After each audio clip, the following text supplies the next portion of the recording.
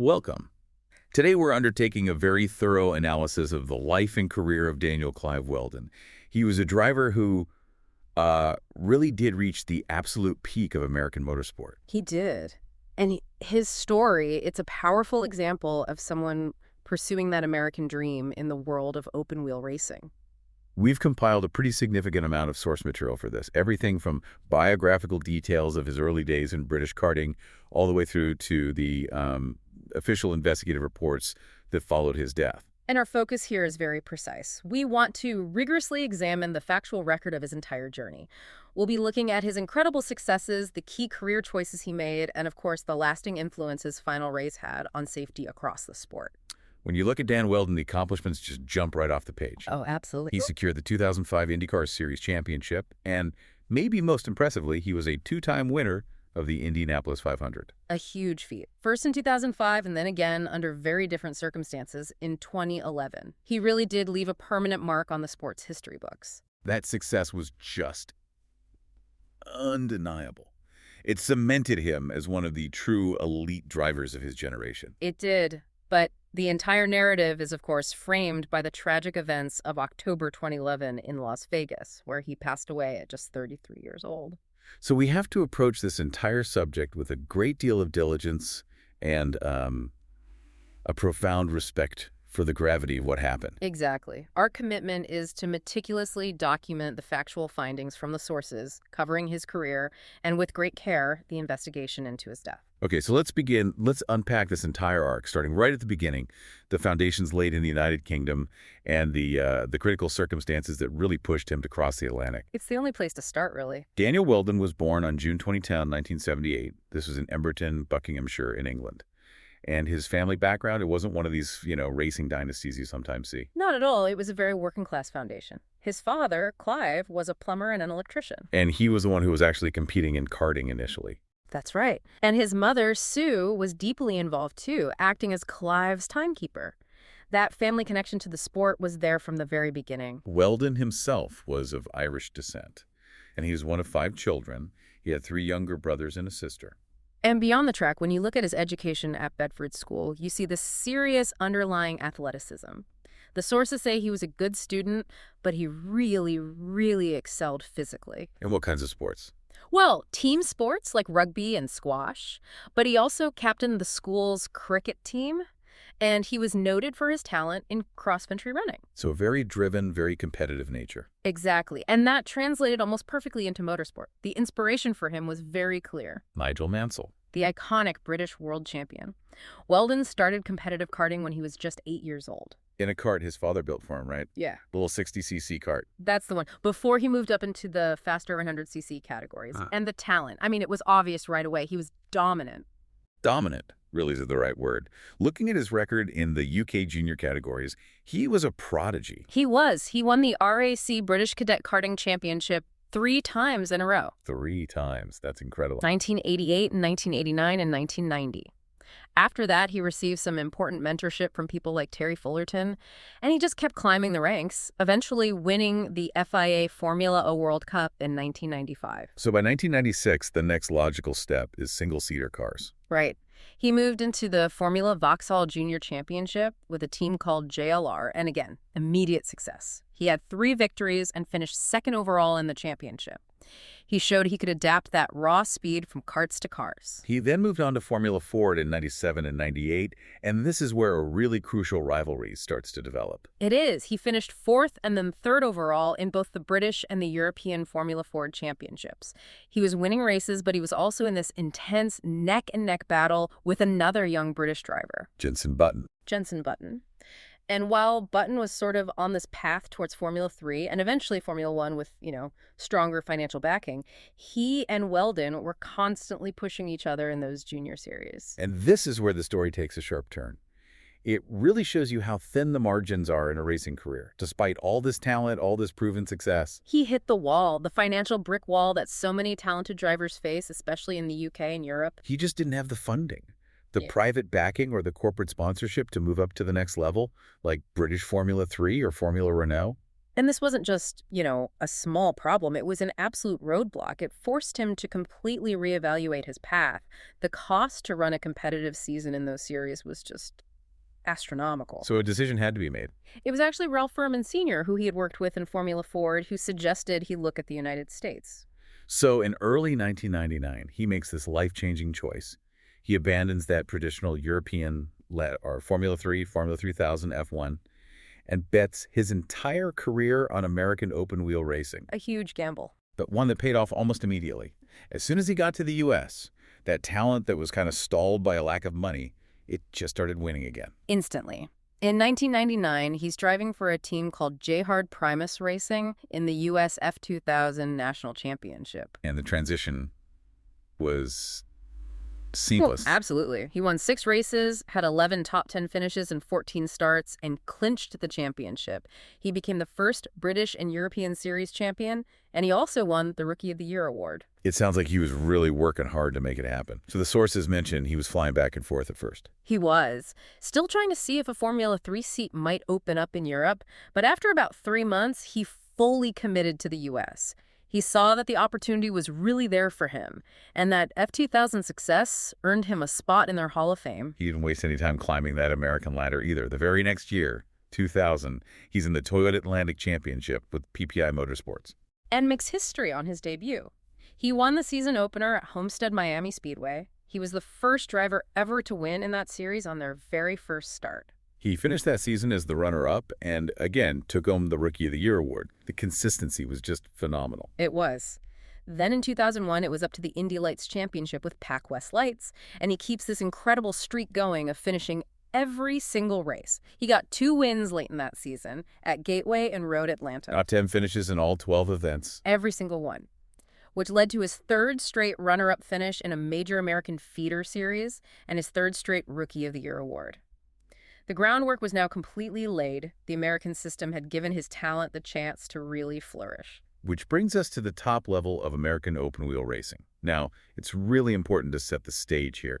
At this time, the sport was defined by what was known as the split. Right. This very bitter rivalry between the established kart series and the newer, oval-focused Indy Racing League, the IRL. And after he wasn't able to secure a seat in kart, Wheldon made the choice to commit his future to the IRL. And that decision really opened the door for him. He started his relationship with the league in 2002 as a test driver for Panther Racing. That role led to him getting a race seat for the final 2 events of that year. It was crucial experience at the top level, even if he only finished 36th in the point standings from just those 2 starts. His career really took a major leap forward in 2003. Panther Racing couldn't get the funding together for a second full-time car, so he ended up joining Andretti Green Racing, or AGR. He did a lot of testing for them, helped develop their new Honda engine program, and was signed as a test driver, sort of waiting in the wings for a full-time shot. And that shot came very abruptly. It was due to another driver's misfortune. Dario Franchitti, one of AGR's regular drivers. Exactly. Franchitti had a serious motorcycle accident back in Scotland, broke some vertebrae, and was forced out of the car for a while. So Wheldon got the call. His debut for AGR was at the Indy Japan 300. He qualified 5th and finished 7th. A really credible performance. Very solid. But then came his first taste of the Indianapolis 500 in 2003, and it was intense. He qualified 5th again, showing incredible pace. But late in the race, he was involved in a really high-speed incident. A huge crash. He hit the concrete retaining wall, and it just launched his car into the air. It somersaulted violently before landing upside down. It was a brutal introduction to just how unforgiving oval racing can be. It was. But a testament to the safety of the cars even then, he emerged physically unharmed. And maybe more importantly, he proved he had that innate feel for speed on ovals, which a lot of drivers coming from Europe struggle with. And that season, which included a podium finish at Texas, was enough to earn him the 2003 IndyCar Rookie of the Year award. By 2004, he had a full-time seat with AGR. He was no longer just a promising rookie. He was seen as a real championship contender. The breakthrough came early. At the second race of the season in Phoenix, he got his first career pole position. But the real defining moment was his first IndyCar win. It came at Twin Ring Motegi in Japan. And he didn't just win it, he completely dominated. He led 192 laps from pole. That victory just cemented his status as a frontrunner. It proved he belonged at the sharp end of the grid. He carried that momentum straight into the biggest race of the year, the Indy 500. He qualified second and finished third, even though the race was shortened by rain. It just confirmed what everyone was starting to see. He was an oval specialist, and he added 2 more wins that year. A really thrilling victory at Richmond, where he had to hold off Helio Castroneves on the very last lap. And a significant win at Nazareth Speedway, which, sadly, turned out to be the very last motor race ever held at that historic track. So by the end of 2004, he'd scored 533 points and finished second overall in the championship. Just behind his AGR teammate Tony Kanaan, he was now, without a doubt, part of the absolute elite tier of IndyCar drivers. And all of that set the stage for what would become his definitive season, 2005. He stayed with AGR, and he was just relentless. He opened the season with a commanding win at Homestead, leading 158 of the 200 laps. Then came his first win on a permanent road course at the Grand Prix of St. Petersburg. This was a big deal because it proved he wasn't just an oval driver. A very important win for his reputation. Then he went back to Japan and won at Motegi for the 2nd year in a row. But the centerpiece of that entire year was, of course, the 89th running of the Indianapolis 500. He started from 16th, which is pretty far back for a potential winner, but he and the team just expertly managed their tire wear and their race strategy. A lot of the focus of that race was on the late race battle with Danica Patrick. She was making huge headlines as the first woman to lead a significant number of laps at Indy. She was. But the race really came down to a strategic battle over fuel. Patrick was trying to stretch her final tank of fuel to the end, and Wheldon was just maintaining his position, waiting. And with just 7 laps to go, you could see Patrick start to slow down just a little bit. She was having to conserve fuel. That opened the door, and Wheldon made the decisive pass to take the lead and the victory. It was a massive win. Not just for him, but for all of British motorsport. It really was. He became the first British driver to win the Indianapolis 500 since the legendary Graham Hill all the way back in 1966. It was the ultimate validation for his decision to come to America. And he didn't let up after Indy. He just kept that incredible momentum going. He took his 5th win of the season at Pikes Peak, which equaled the series record for wins in a season set by Sam Hornish Jr. a few years earlier. But then, just 2 races later at Chicagoland, Wheldon won again, taking his 6th victory of the year and setting a new series benchmark. His consistency was just off the charts. It meant the championship was decided very early. He actually clinched the title mathematically before the second-to-last race at Watkins Glen. Yeah. All he had to do was complete a single practice lap to score enough points. His lead was just insurmountable. He finished that season with 628 points, the IndyCar Series champion. He also earned the prestigious Autosport British Competition Driver of the Year award. It was the absolute pinnacle of his time with Andretti Green Racing. So, following that incredible championship season, Wheldon makes a career move that, well, it caused a lot of discussion in the paddock. It did. Despite winning the title with AGR, he chose to leave the team when his contract expired at the end of 2005. And this wasn't just about him wanting a new challenge, was it? No, it was more strategic than that. It was driven by the changing landscape of the sport. Manufacturers like Toyota were leaving, and Wheldon wanted to ensure he had long-term security with a team that had guaranteed factory support. Enter Chip Ganassi Racing. Exactly.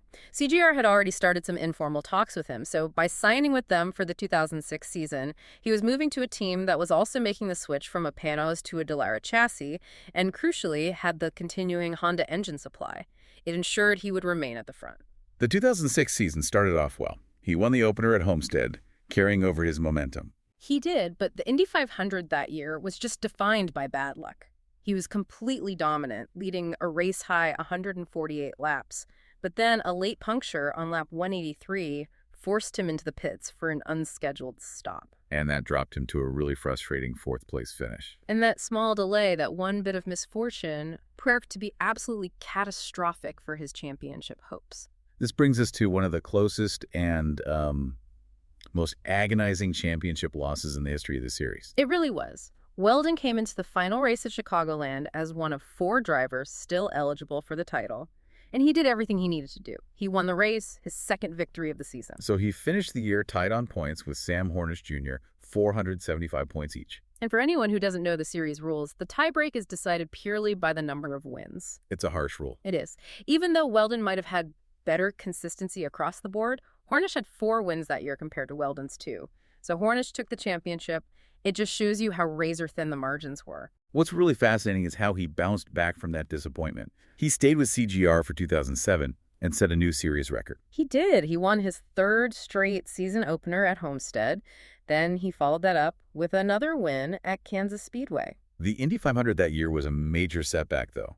He was involved in a crash with Marco Andretti, which resulted in him retiring from the race and losing his championship lead. And the sources also detailed that very public confrontation he had with Danica Patrick at Milwaukee after an on-track incident. Right. They had a physical confrontation. They did, but it's also noted that they met with the IndyCar president shortly after and reconciled. It just speaks to the high intensity of the competition, but also the professionalism that's required. Despite a few retirements that season, he was still performing at a high level, finished fourth in the points. He stayed with CGR for 2008, which would be his last successful season with them. He won at Kansas again, becoming the first driver to win 2 in a row there. And we really have to mention what he did after winning at Iowa Speedway that year. A truly remarkable moment of generosity. After winning the Iowa Corn Indy 250, he publicly announced he was donating his entire prize money to help the victims of the severe tornadoes and floods that had recently hit that area. That action really connected with the American fan base. It showed a different side to him, beyond that confident, sometimes cocky persona. It did. And if we look at the bigger picture, 2008 was the year the IRL and the Champ Car Series finally merged. This led to a major change in the schedule, with a lot more road and street courses being added. Which didn't necessarily play to Wheldon's strengths. Not entirely. While he was still a dominant force on the ovals, his results on the more technical road circuits were not as strong. This contributed to him sliding a bit in the standings, though he still managed to finish 4th overall. And this shift in the schedule, plus some internal team politics, it all leads to his next big team change. It does. Wheldon actually had an offer to extend his contract with Ganassi in May of 2008, but he turned it down when he found out that his old teammate, Tony Kanaan, was in talks with CGR about a potential seat. He felt betrayed by that. Deeply. He saw it as a lack of commitment from the team, as if they were already looking for his replacement despite his strong performance. And even though Kanaan ended up staying with AGR, the damage was done. Wheldon told Ganassi he was leaving. CGR then announced they were releasing him, which opened the door for Dario Franchitti to come back from a short stint in NASCAR and take that seat. This whole upheaval led him back to where he started in the IRL, with Panther Racing, for the 2009 season. He struggled a bit early in the year, but he was immediately strong at Indianapolis. He started 18th, but drove a great race to finish in 2nd place. That whole 2-year period at Panther, 2009 and 2010, the sources suggest it was a source of real frustration for both Wheldon and the team owner, John Barnes. Because he couldn't get a win. Exactly. Despite a lot of strong drives, a lot of podium challenges on the ovals, he failed to win a single race. For a former champion used to winning all the time, that was a tough thing to accept. But the Indy 500 was still his strong suit. In 2010, still with Panther, he finished 2nd again, for the 2nd year in a row. A brilliant drive, really. He moved up through the field mostly thanks to great pit stop strategy. That period also had that spectacular but thankfully harmless crash at Sonoma. Right, he flipped upside down during a warm-up lap. He finished that 2010 season 9th in the championship, and the partnership with Panther ended on a sour note after the season. There were legal issues over money. There were. In August 2011, Wheldon filed a lawsuit against John Barnes for what he claimed was significant late payment of salary and earnings. That was eventually settled a couple of months later, near the end of that year. Which brings us to 2011, a year of just unbelievable highs and devastating lows. It truly was. Despite being a 2-time Indy 500 winner and a series champion, Wheldon couldn't find a full-time drive for the season. He just didn't have the sponsorship backing. So he missed the first 4 races of the year. The only opportunity that came up was for the Indianapolis 500. He got a ride with his close friend Brian Herta's small, low-budget team, Brian Herta Autosport. This was a real underdog story. He was driving a used chassis they had leased from another team. It was. But he managed to qualify 6th for the race, which was the centennial running of the Indy 500. And the finish of that race is one of the most famous in motor racing history. Absolutely for the ages. Wheldon was running in 2nd place on the very last lap, looking at a solid podium finish. The leader was the rookie driver, J.R. Hildebrand. Hildebrand was leading, but coming out of the final corner, turn 4, he hit the wall while trying to pass a slower car. And in just a stunning moment of being in the right place at the right time, Wheldon swept past the wrecked car of Hildebrand. He crossed the finish line to claim his second Indianapolis 500 victory. The sheer improbability of it is what stands out. It is. He became the first and only driver in the entire history of the race to win the Indy 500 by leading only the final lap.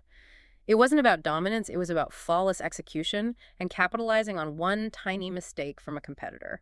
A truly incredible win for that small BHA team. After that huge, contract-specific victory, Wheldon's value to the sport was clear, and it went beyond just driving. It did. He spent some time working as a color commentator and a pit lane reporter for Subaverse versus the TV broadcaster for the series. And the sources say he was excellent at it, insightful, witty, and had deep technical knowledge. At the same time, he was working on the future of the sport itself. He was. He was hired directly by IndyCar and the chassis manufacturer Dallara to do the testing and development work on the prototype for the new 2012 car. His feedback on aerodynamics and mechanical grip was shaping the next generation of IndyCar. And then, his own future finally seemed secure. On the morning of October 16, 2011, he signed a multi-year contract to replace Danica Patrick at Andretti Autosport, starting in 2012. His career was back on track. Later that same day, he was scheduled to race in the season finale, the IZOD IndyCar World Championship at Las Vegas Motor Speedway. And he had accepted this highly publicized challenge from the IndyCar CEO, Randy Bernard. It was a $5 million prize if he could win the race after starting from the very back of the grid in 28th place. The sources mentioned that Wheldon was cautious about this challenge. He was. In the lead-up to the race, he had voiced some frustration, saying his car was reportedly more than 3 miles per hour slower than some of the other cars. This raised concerns about having to race in such a dense high-speed pack, especially on a high-banked oval like Las Vegas that encourages that kind of racing. And now we have to turn to the tragic conclusion of that day, October 16, 2011. And we'll discuss this with great sensitivity, focusing only on the factual accounts from the reports. Of course. The accident happened very early in the race, on lap 11, between turns 1 and 2.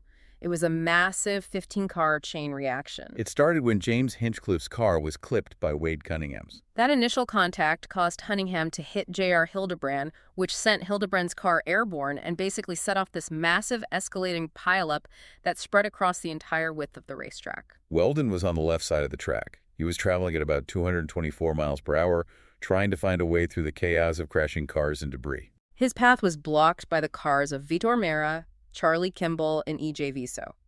He decelerated as much as he could, getting down to about 10% throttle, but he just couldn't avoid contact. He struck the left rear wheel of Charlie Kimball's car at an impact speed of 165 miles per hour.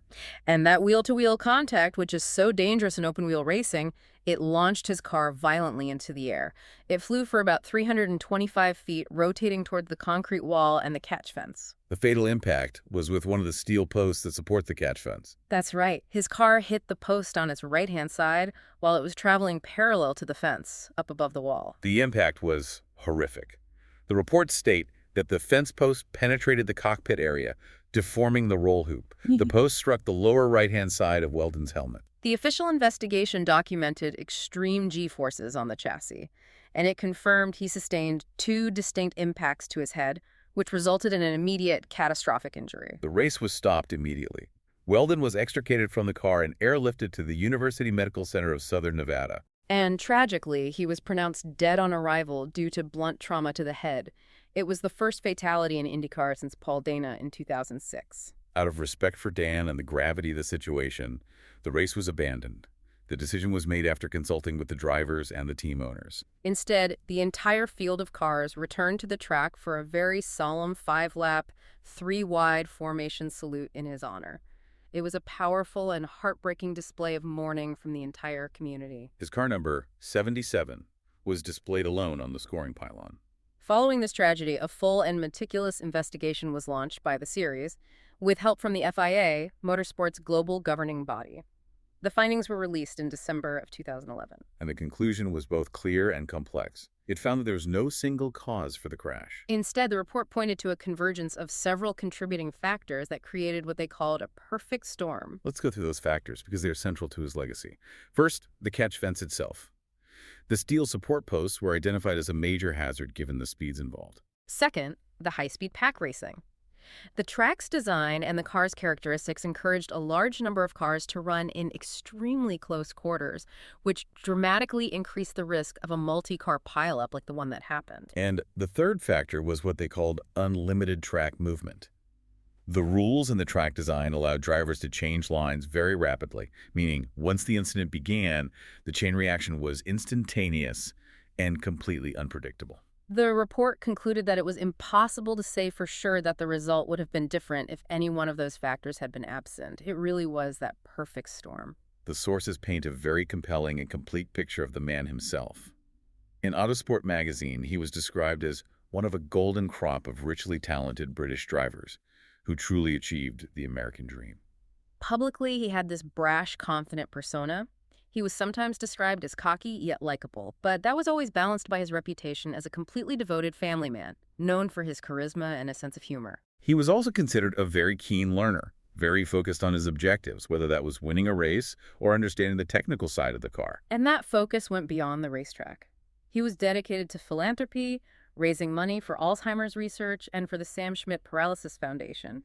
He even helped with the physics development for the online racing simulation game, SimRaceway. But the most profound part of his legacy is the immediate and fundamental impact his death had on safety in the sport. It was incredibly swift and definitive.